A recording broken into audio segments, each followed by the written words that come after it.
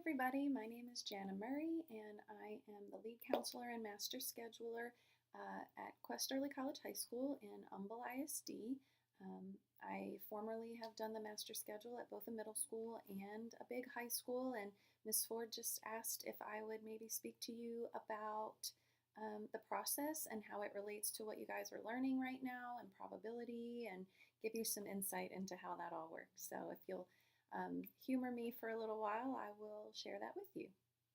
Um, so it's about time, shortly after Christmas usually, when students choose their classes for the following school year. And everybody, whatever process your school uses, you'll enter your course requests. Maybe you do it electronically, maybe you do it on paper, but whatever the process is, you'll tell your counselor or whomever what courses you plan on taking the following year. Once that's done, we put all of that into the computer and we run lists of how many students want to take each individual course. Then, however many students are allowed to be in each class at one time, they take the total tally and they divide by that number, and that tells us how many sections or classes that we need for that particular class. So for example, if 100 students say they need to take AQR and they're allowed 25 students in a class, we know that we would need 4 different sections or different class periods of AQR. And so that's one teacher or however many teachers are going to teach a section of that. Then the administration decides who's going to teach what and how many of that, based on how many students have asked to take any particular class and how many teachers are on that campus. So that's all kind of very basic. Take the total number and divide by how many kids can be in a class, and that's how many classes you can have. Okay, so staying with that same example, we have 4 classes of AQR. There are 7 periods in a day. So it's easy to say that most students who need AQR are going to be able to have it somewhere in their schedule because it's offered 4 different times during the school day in a 7-period day or an 8-period day or whatever you guys have. So what I do as the master scheduler, or what the person at your school does, is we take those however many sections of everything is allowed, however many we say we're going to have based on how many students have requested the course. And then we enter into the computer those classes. We tell the computer who is teaching the class, what room it's going to be in, how many students can be in the class, and if there's a grade restriction. So let's say 9th graders can't take a certain class, or a certain PE is only for girls or only for boys, or 12th graders can't take a principles of law class, something like that. We tell the computer that, so we specify all those things. And then once all the classes are built, we hit the button and the computer sprinkles all the course requests that each student has given into the available spaces for all of the classes. Typically, it does it one student at a time, and we can even tell it what order to do it in. So I can say I want 12th graders to schedule first. I want 11th graders to schedule second, or I want students who are in band or choir to schedule first, or I want to run it randomly. Sometimes I run it randomly just to not give anybody an edge over another. Sometimes we do seniors first because they have the most courses that are singletons or doubletons, meaning they're only offered 1 time a day. We need to make sure that it doesn't conflict with the other things that they're wanting. So we try to make sure that we're scheduling in the way that gives people the most probability of getting all the classes that they ask for, because it is a numbers game. So we hit the button and the computer takes each kid and finds a space for each of the classes that they've asked for. Then when it's all done, it runs a report and tells us how many students were fully scheduled and how many students were not. And the students who are not fully scheduled are the ones that had some sort of conflict. And that could have been because they they asked for 2 classes that are only offered 1 time a day, and we built them at the same exact time. Or it could be that we had too many students for the number of seats that we made available, and so the computer cut it off and stopped letting students in. It could just be that a particular class filled up and that's the only period that a student can be in it, so the computer won't let them in, and so they show up as a conflict.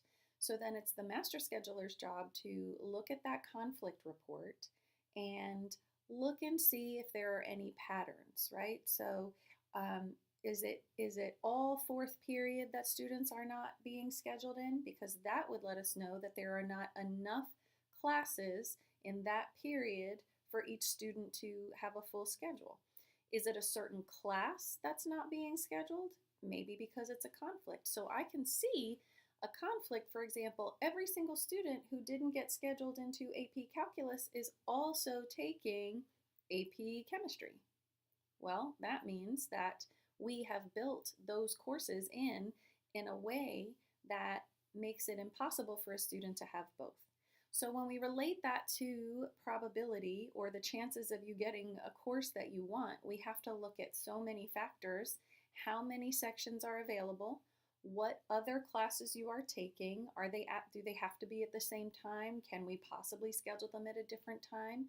So if you are one of those students who has very specific classes that you're taking, you're in varsity volleyball and you're in culinary arts and you want to be in, and you're taking AQR and you are taking some specialized class to help prepare you for the SAT, whatever class that you're in, and they're very specific, your chances, your probability of getting a full schedule with no conflicts, there is a much lower chance of that happening for you than the student in 9th grade who's just taking the stuff that every single student takes all the time. So we have 5, 6, 7, or 10 sections of that thing. So, over the years, we've had students who are very frustrated because they don't understand why they can't just take all the classes that they want. But the best that we can do is look at how many students are trying to take a course, look at what different courses students are taking, meaning how many are taking both this class and this class so that we don't schedule them at the same time, and also try to maximize the amount of students that we can put into any one class so that we have as many seats available as possible, because each of those things raises the probability of your opportunity to get the classes that you need. So if you're requesting 2 classes that are both singletons, meaning only offered 1 time, and they are both built at the same time, the probability of you getting both of them is 0, okay? But if we do try to stagger the courses that are only offered once or twice a day, and we have to maximize the options and opportunities for you to get those classes by proactively figuring out in advance which courses are most kids taking the same, right? So like I said, the kids that might be taking AP Calculus and AP Chemistry, or the students that want to take a law class and a government class, the stuff that matches up. We want to try to maximize the probability of your getting all of the classes that you want by making sure they're not offered at the same time and that we have ample space for them based on staffing and room in the building and what else we have to offer. It's a very long, detailed, monotonous, and tedious process, but we do it, and we do it because we really want everybody to be able to have the academic experience that they want to have and the exposure to all the courses that they can possibly have to help prepare you guys for your post-secondary goals. But I know a lot of times every year people just show up, they get their schedule, and they just feel like it came out of nowhere, right? It was just a magical happening. But just like your teachers do their lesson plans to prepare to get you ready, to prepare for the lesson, to teach you the material and to provide you with your assignments and your assessments. So do we on the counseling and administrative side do a lot of prep work to try to make sure that the odds of you getting all of the classes that you need and want are as high as possible. So please know that next time you are frustrated if your schedule doesn't look exactly how you like, that a lot of forethought went into it. And most definitely, if there's a conflict in your schedule, it's because it was the least disruptive and the highest probability of making sure the maximum number of students got all of the classes that they need and want.